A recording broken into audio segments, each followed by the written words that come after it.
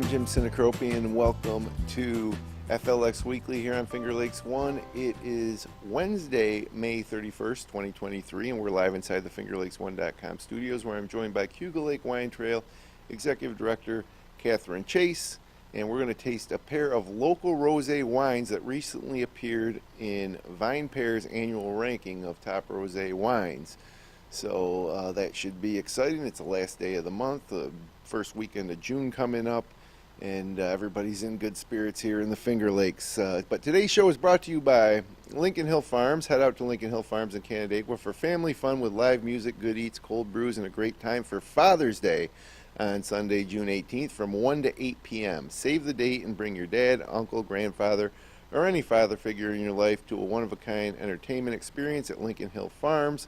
Come out and enjoy great food, live music, long games, and enter their Dress Like Your Dad contest and have a good old time at the farm. More information at lincolnhillfarms.com. And also Dock Daddy. Unleash your waterfront potential and let Dock Daddy install custom docks, stabilize your slopes and shoreline, install a seawall, and more, including their barge service.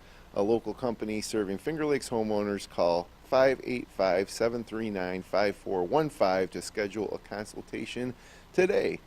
So it's summertime, Katherine. Welcome back. Thank you. And sticking with that theme, we're going to have some rosé wines, a couple of rosés that were recently received some national acclaim. Yeah, so VinePair is like a digital marketing agency in New York City, and they sampled over 200 rosés nationwide. And two of ours made their top 30 list. So we're going to sample those two. First up is Buttonwood Grove. They made number 18 out of 30, which is not too shabby. Their 2022 rosé. It is a blend of Cab Franc, Cab Sauv, and Merlot. It is very light. It is very light. So VinePair rated it 90 points. I do not know their rating system, but I'm sure it's out of 100, but 90 is very good. Well, when I look at rankings like this, I mean, if you're in the top 30, who's to say that you're 18 and not number 3? I mean, It's almost like you're getting recognized is in a grouping of the best rosés that and you out can of get. 200? Yeah, right. Right. Yeah. What's the difference between 3 and 18 at that point? Right. Yeah, I think it's a personal preference. So this rosé, it serves a juicy, fruit-forward palate. There's watermelon, candied orange peel, tart strawberries.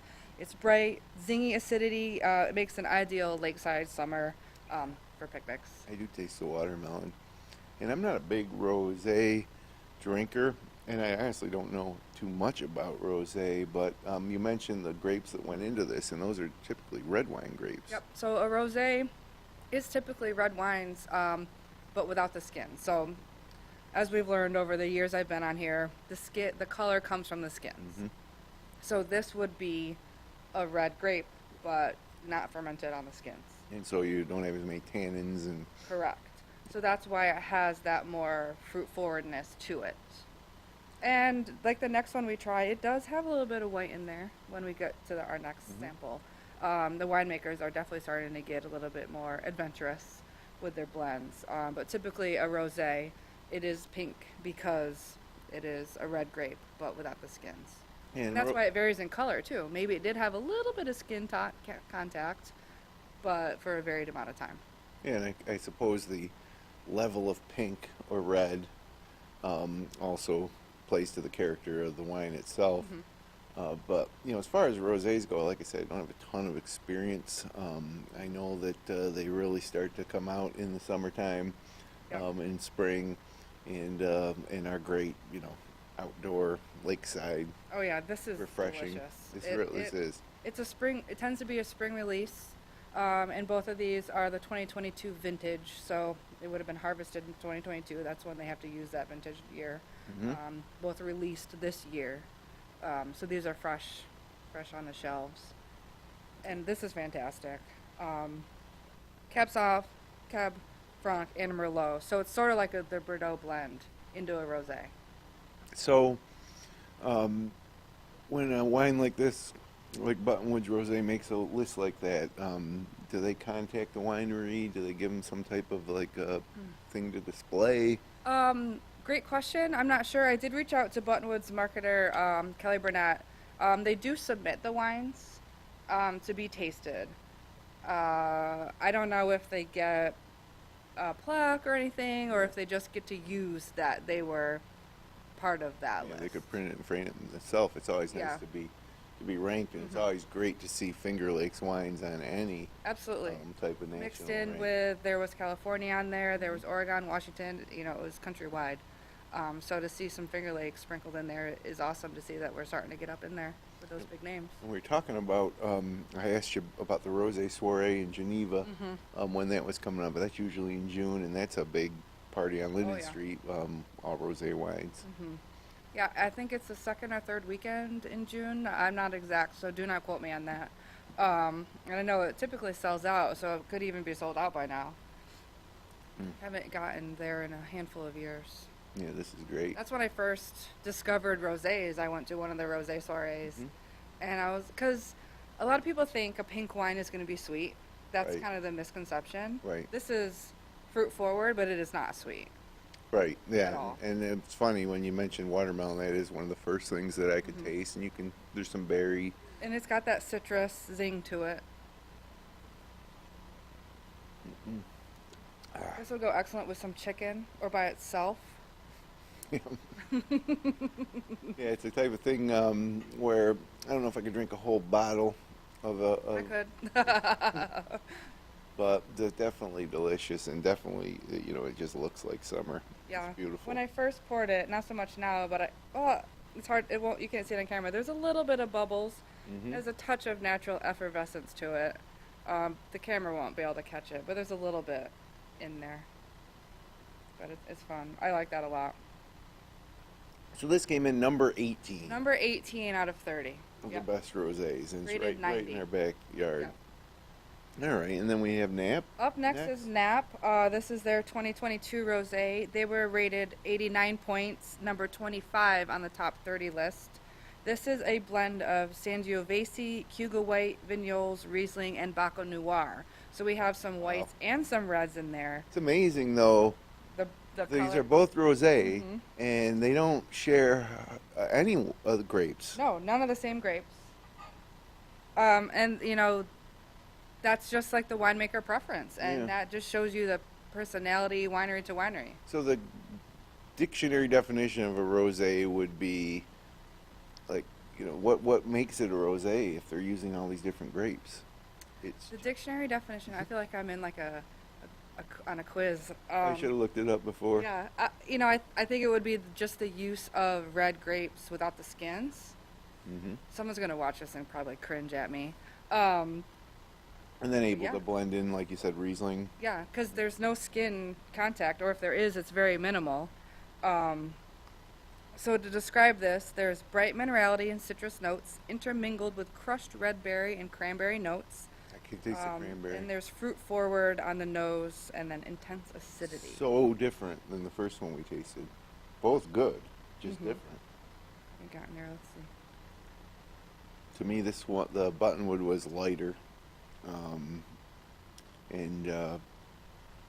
Yeah, because Sangiovese is a pretty heavy grape. yeah, and so the Normally. Buttonwood, they're both, you can taste fruit in both, but I think the best way to describe it is the Buttonwood tended more toward, they both had berries, but the Buttonwood, I could taste watermelon. This one, I taste cranberry. Now, watermelon and cranberry are both fruits, but way different.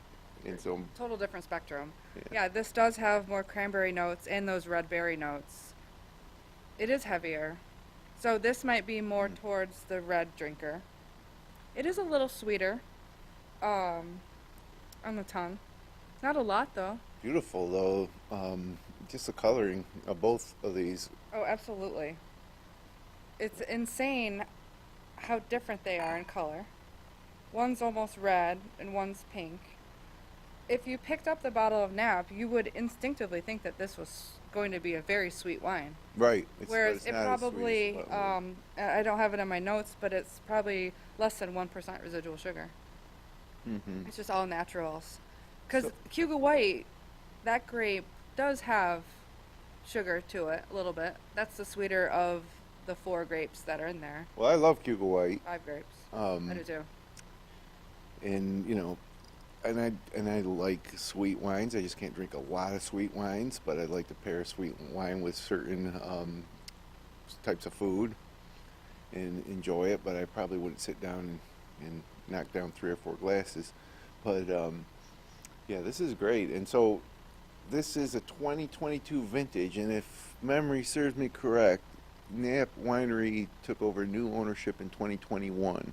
December of 2021. So is this like their first vintage? This is one of the first ones that their winemaker made, yes. Right, so the 2021 vintages they may have bottled, but they didn't take it from start Yeah. to finish, where this would probably be their So first. some of this might even be a little bit of a mixture of the new winemaker coming in using juice that may have been started by someone else. Right. Kind of working with what they already had and being able to experiment a little bit. The more I taste this, the more depth I get with it. Yeah, I love this wine. This is really good. This would be good as a spritzer. Maybe add a little bit of Ginger Sprite ale? or What something. makes a spritzer? A lemon lime soda of Okay. sorts, or even maybe a seltzer. Not a hard seltzer, or you could, but just an unflavored seltzer or a lime seltzer would be good. Add a little bit of carbonation to it would be fun. Yeah, I like both of these. I like Buttonwoods a little bit more, just personally, because I don't love cranberry. I've said it before. I'm sorry. Cranberry is not my favorite flavor. It's just Well, not then really- you are not a This might be a fan of one of my Thanksgiving favorite offshoots at Montezuma. They make a cranberry bog. Is Oh, it yeah. cranberry bog at Montezuma? Yeah, this one is Emma. Yeah, no, that's just, Thanksgiving. Yep. That's great. There's a place for everything, but yeah. I brought it on for when I toppled down the domino effect of bringing food on, when I brought that Thanksgiving plate, and I brought cranberry bog on, and that was my first time really experiencing it, and it did taste so good with the cranberry sauce. But just standalone, I don't drink cranberry juice. I don't drink even cranberry mixed drinks. So I don't tend to lean towards it. But this is good. That's why I say it would be good with a spritzer, because I think it would cut back a little bit on that cranberry. Just that's my personal take. But I would drink a glass of this for sure. Well, I guarantee you, with the incredible weather we've had the past couple of weeks, we actually could probably use a little rain. I'm Yes, we sure the could. winemakers wouldn't mind, our growers wouldn't mind a little rain Yeah. right now. But everybody else is probably making plans for the weekend, and I'm sure those plans are including poolside, picnic, cookout, lakeside, on the boat, and this is the wine for the time right now, right? Either of these, or just take both. Rosé. Yeah, it's gonna be a warm one. These would be perfect thirst quenchers. It's Riesling season, I think. I love the Finger Lakes Rieslings. I don't drink it a lot year round, but this time of year I'm always kind of stoked to taste some Riesling. And then I also like Riesling, with Thanksgiving dinner. Riesling's perfect. Riesling pairs with literally everything. It's such a versatile wine. It even really does go with red meat, I think. But I just love it so much, so I'm a little biased towards it. But it does just go with everything. Man, look at the legs on this Knapp Rosé. It's really sticking to the sides. You just wouldn't think it would be so leggy, Right. being a rosé, but Yeah. or being a light. That's wine. just the different grapes there, too. I mean, so Sangiovese, Cayuga White, Vignoles, Riesling, and Baco Noir. Vignoles can be sweet on the sweeter side. I'm a fan of Vignoles as well. Cayuga White, we've tasted a variety of Cayuga White here over the years as well. Well, Vignoles grows great here. It's very Riesling-esque, I think. I love dry Vignoles personally.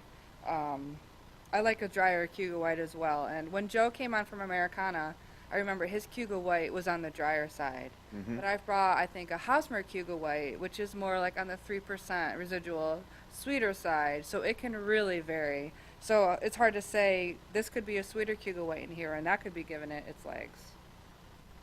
Well, fantastic, and like I said, great to be recognized on a national list Absolutely. here in the Finger Lakes. I think we'll start seeing more and more of that as the years go on, as we already have.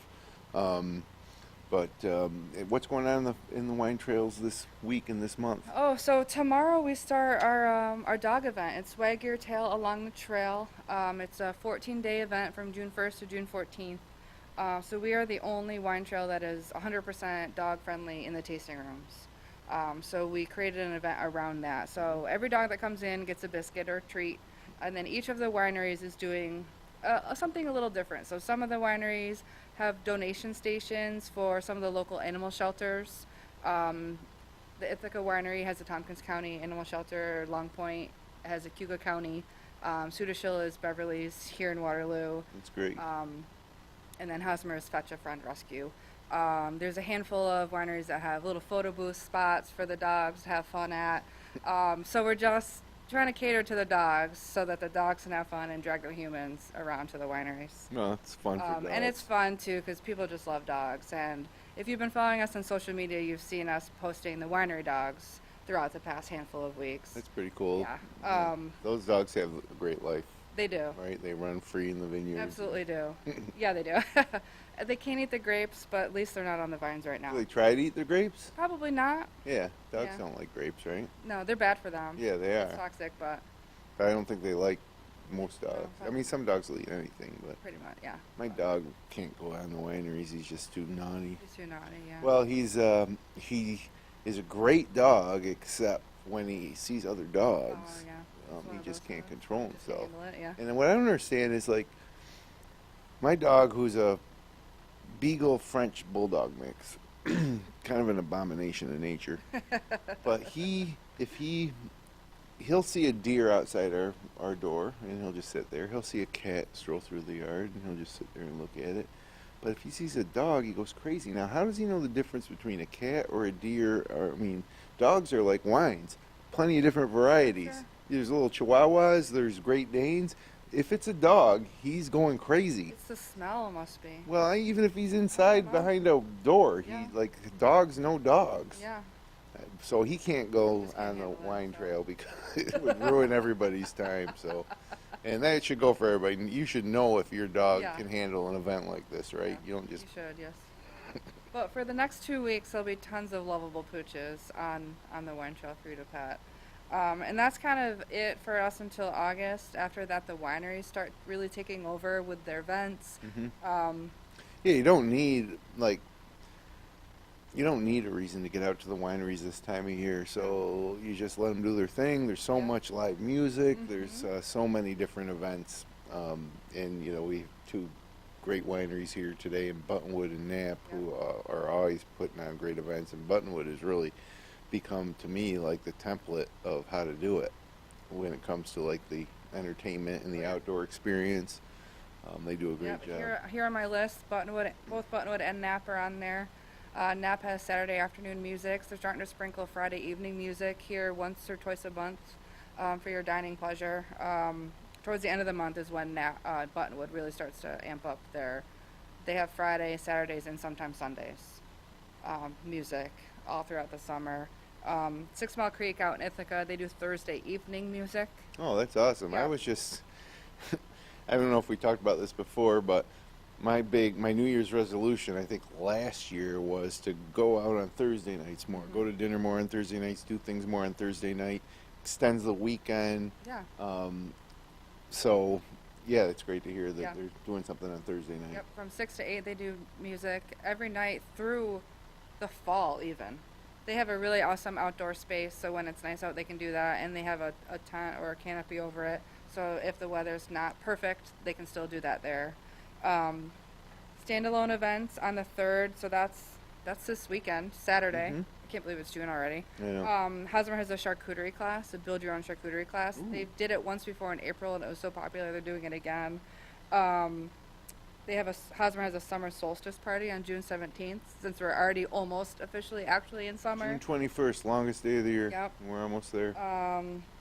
And then Sundays in the morning, Hosmer does vinyasa in the vineyards throughout the summer as well. Awesome. Plenty to And do. then their music and mimosas starts in July as well. So that's up and coming. Plenty to do. Yep. I mean, I've been coming home from work and being in the yard till 9 p.m. Yeah. You know, it's still light out. It's really... The bugs are a little ridiculous already, though. Yeah, well, it has been dry, so I haven't had a lot of mosquitoes, but... Yeah. But yeah, it's been, I mean, it's been perfect weather for as long as you're not trying to grow anything. Yeah. Like a little rain is good. Yeah. We haven't had any. Forecast. Yeah. And there really, if I look at the weekend forecast here, not much rain in the extended forecast. So this weekend should be fabulous if you want to get out on the lakes. Friday, sunny with a high near 89. Just a light and variable wind. It'll come out of the north. Which should cool things down a little bit for the rest of the weekend. Saturday, mostly sunny with a high near 80. Sunday, mostly sunny with a high near 77. Absolutely perfect. And the other thing to keep in mind is we've had these hot days, but the nights have still been cool. They'll continue to be cool, but a little more comfortable if you like to sit outside by a fire or do anything outside at night. Friday night's low is going to be 61. Saturday night's low is going to be 56. So hot days. So remember that when you think you might want to put your air conditioner in. Yeah, well, my air conditioner went in this week in anticipation of basically today and tomorrow and Friday, which are all going to be upper 80s. They're saying maybe 90 on Thursday. Yeah, but next week it seems like it's going to be reasonable. It cools down a little bit, but still, I saw a 30% chance of rain on Tuesday, and that was where you really keep your finger crossed that maybe we get some rain. Hopefully on a Tuesday, right? Monday or Tuesdays. Yeah. If it could rain every week on Monday, Tuesday, that'd be great. Yep. But yeah, and it's also not that humid summer heat yet, so it's going to be a great weekend to get out there. We've earned it. You know, we always earn it here in the Finger Lakes with the long winter, and it's a great time of year. So, yeah, thanks for coming in and bringing the rosés. Rosés. And of course, Buttonwood and Knapp may have got the accolades, but there's plenty of rosés to taste across the Cayuga Lake Wine Trail. So if you find some time on this glorious weekend to visit the wine trail, highly recommend it. It's a great way to spend an afternoon. I'm thinking maybe Saturday afternoon I might try to convince the wife to maybe hit up a couple. There's going to be dogs, so... Plenty of dogs, Plenty of dogs. My poor dog will stay home, but... Yeah. But if he wasn't so naughty, he could come. It's his own fault. Yeah, no, it is. He can't help himself. He can't help himself. What do you have planned for this weekend? I'm a baseball mom this time of year, so my son boy. has a baseball game, Seneca Falls Little League. Mm-hmm. But that's in the morning, and then after that we'll just... And how old? He'll be 9 soon. So is he minor league, He's minor major league? Yeah. Okay, This is his first year of baseball. Does he like it? Yeah, he decided randomly he's going to start pitching, I guess. So he likes pitching? I guess so, yeah. I was like, I didn't know you wanted to pitch. He's like, oh, I just wanted to try it out. Yeah. Then he's just been pitching. Well, when it comes to baseball, pitching's the best position because you're actually doing something every all the play. time. Yeah, I wanted him to try lacrosse because he's a high energy kid. Mm-hmm. And I was like, are you sure you want to do baseball? He's like, well, there's running. I'm like, but only really if you hit the ball. Right. Right? So maybe that's why he's interested in pitching. But he seems to really love it. All of his friends play. He goes to Romulus, but Romulus had enough interest to do 2 Romulus teams on Seneca Falls Little League. Yeah, that's always been really the case. Awesome. They've always had teams in Seneca Falls Little League, but 2 There's teams. 2 Romulus teams, which is great. So you're talking, what, 28 kids or 20-something kids from Romulus playing Seneca Falls which is Little League? really good for the future of like their varsity team when they're older. So, but it's been a lot of fun to watch. I was a softball player growing up, so it's the only sport I've been able to help him with because I didn't play football, and last year he wrestled. And you didn't wrestle? I did wrestle though. So I've been playing catch with him. He's like, "Oh my God, Mom, you are so good!" Because I've been moving and catching the ball. Yeah. I'm like, "Thank you." Like it's just. Oh, there's nothing like having natural, a catch with your boy, right? It's been really fun to just be able to do that because I couldn't do that with any other sport. And it's awesome. And the Seneca Falls Little League does a great job. They're really good. Yeah, they're really. From it's the a great program. concessions to the fields. Absolutely. They do a good job. I miss it. My daughter played softball. She played in the really young versions when it was boys and girls, and then it didn't appeal to her too much, so I didn't get involved in the Little League beyond that. But great weekend. Get out there, and like I said, I'm going to try to hit up the wine trail on Saturday. Maybe I'll see you out there. So thanks, Katherine, for bringing us some Wednesday morning libations, some rosé. Congratulations to Buttonwood and Knapp for ranking in VinePair's top rosés, number 18 and 25. Of course, you can grab yourself a bottle here locally and see for yourself. And thanks for joining us. If you enjoyed the show, click like, share, and subscribe. We'll be back next Wednesday. Until then, have a great weekend, the first weekend of June here in the Finger Lakes.